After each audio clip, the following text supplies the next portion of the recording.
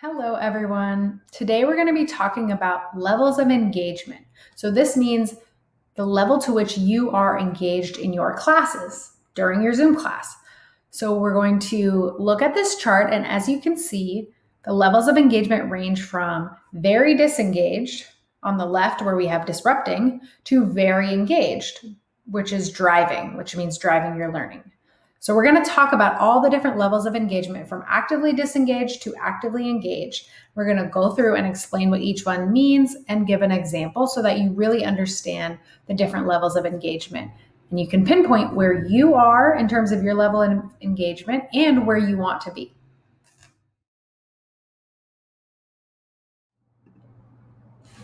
All right, the first level that we have is disrupting. Disrupting is the most disengaged level that you can be at. So when you're disrupting, you are distracting others, you're interrupting the teacher teaching, you're disrupting other students from learning, and you might be doing these things by unmuting your mic and making comments that are unrelated to the class, trying to talk to your friends via the Zoom when the teacher is teaching, making a joke. You may be during group work, you start talking to your group mates about other things not related to the lesson, about what they did over the weekend, about if they want to play a game, play Among Us after school. All of those things are disrupting the learning. Also, things like getting up from the Zoom and going off into another room, going to the kitchen to get a snack, any of those things are disrupting.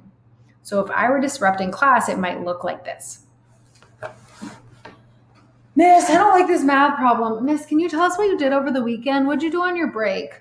Jacob, are you going to play Fortnite with me after school? Miss, can we just do this tomorrow? All of those things are disrupting class. All right, so the second level of actively being disengaged is avoiding. So what exactly is avoiding? Avoiding is are ways that you are looking to get out of doing your work or even doing off-task behavior. So some of these examples can be turning off your microphone, going on mute, and turning off the video and walking away to do something else. Another example is playing games or turning to your video games while doing distance learning. Another thing is maybe even just walking away from your work area and avoiding the computer or going to the bathroom to doing work. One example could be if the teacher asks you to open the textbook to page 25 and read the section on that page. Instead of reading that section, you sometimes probably have your phone next to you and you rather just go on TikTok and watch videos instead of reading the assignment. That's you avoiding the work and avoiding what the teacher is telling you to do. Or even when class is over and the teacher asks you to submit a discussion under the discussion tab on Schoology. And instead of doing that by the end of the day, you rather just, you turn off the work, go to the restroom, you start playing Among Us, you just do other stuff instead of just doing the homework and submitting that discussion. Another thing is just possibly turning off the camera and just turning on Netflix and watching your favorite show. So those are different examples of you avoiding to do the work. So the next level that we're going to be talking about is withdrawing. Withdrawing is the last level that is still disengaged before we get to engaged. So withdrawing is being distracted during class, separating yourself from the group that you're working with or from the work that you're doing. So maybe if you're withdrawing, maybe you're thinking about Fortnite during class. Maybe you feel like the work is too hard, so you kind of give up. Maybe you just pretend like you're playing with your pencil or like writing something down, but you're really not taking notes. All of those things are withdrawing from the class and withdrawing from your learning. So if I were withdrawing, I might just be looking around, not really looking at the teacher, not really listening to what's happening, just kind of in class, but not really present in class. All of that is an example of withdrawing.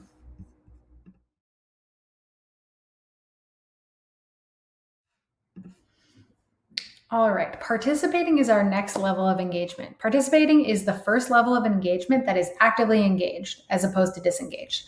So when you are participating in class, you're doing the work, you're paying attention, you're able to answer the questions that are asked of you.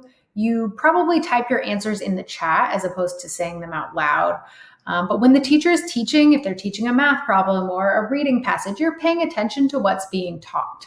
And you're listening to other students, your group mates, answer questions and talk and engage in the lesson as well. So when you're participating, it might look like this. You're looking at the teacher, you're taking notes, and if the teacher asks a question, you type your answer in the chat. That is what participating looks like.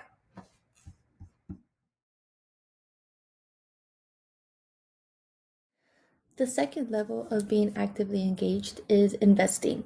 So investing in your education and in your learning pretty much is you asking questions. For example, if you don't understand a material that the teacher is going over during your Zoom class, feel free to raise your hand physically or even on the Zoom option, and you can put raise hand. And you can simply ask a question for like, excuse me, Ms. Garate, can you please go over the math problem? I didn't understand how to solve it.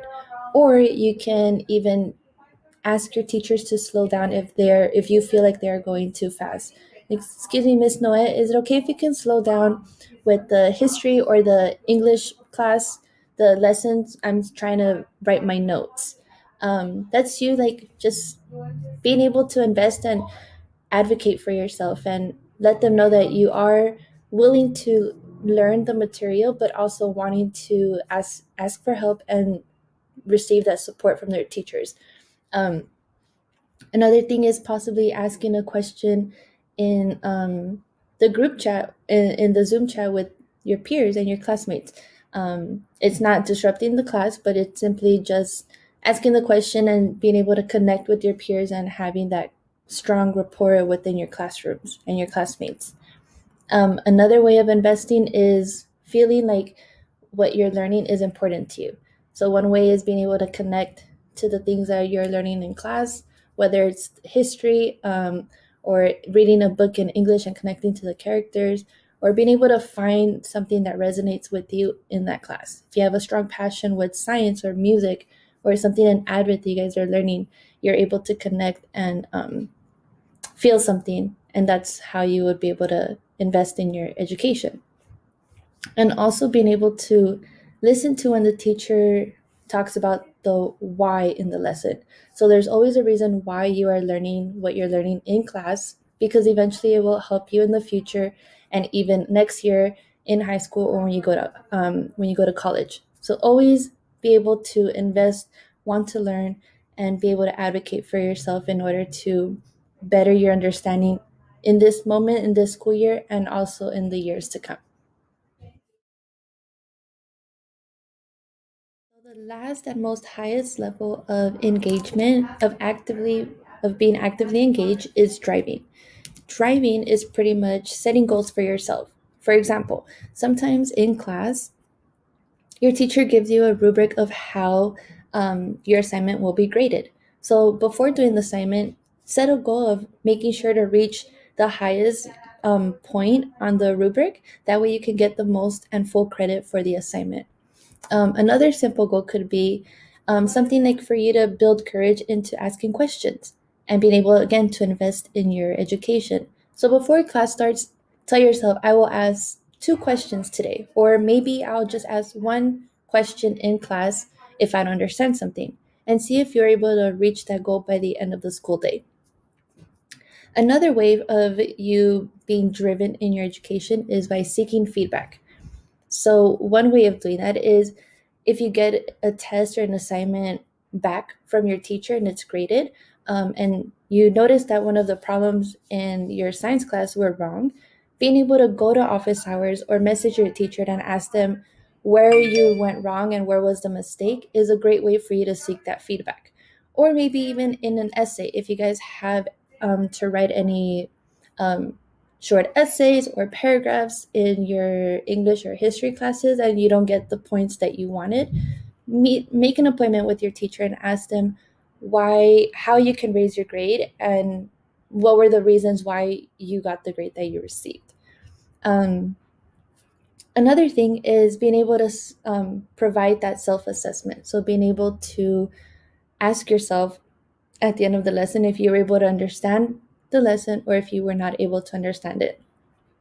Always checking in with yourself and knowing if you fully understand the material. Even being able to understand the mistakes and being willing to learn from them, because from those mistakes, we're able to learn not to make that mistake again and learn other habits and study and organization skills in order for you to do better within your classes. Now that you've learned the 6 levels of engagement, from being actively disengaged on the far left by being disruptive, or being all the way to the far right as actively engaged by being driven in your education, we, the counselors, would like to challenge you to identify where do you fall in the spectrum. Are you closer to the far left of being actively disengaged, or do you fall more into the middle of being passively engaged? Our goal is for you to all reach the actively engaged driving section. So we challenge you to identify where you fall in the level of engagement and to also move up the spectrum to fall into a more actively engaged level of engagement throughout distance learning. And if you all have any questions or need support of how to move up the scale from being more engaged in your classes and in with your teachers, please feel free to reach out to your counselor, and we are happy to help you better your learning and being more engaged throughout distance learning.